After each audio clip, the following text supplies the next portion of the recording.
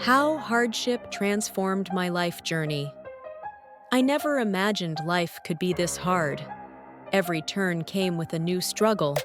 Every night brought a silent battle. But today, I want to thank those hardships, because without them, I wouldn't be the person I am now. There was a time when nothing felt right. No confidence, no direction. I constantly compared myself to others. Felt like I was falling behind. But one day, I made a decision to stop blaming and start building. I turned every problem into a lesson, every pain into power. I started working on myself, step by step, little by little, improving just 1% every day. The moments when people doubted me, they became my motivation. I realized that hardship doesn't just break you, it shapes you.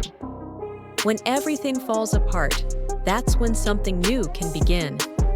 Even now, life isn't perfect, but I'm stronger. Because hardship didn't just make me tough, it made me grateful. Every struggle gave me a new way to see life. And if you're going through a tough time right now, don't give up.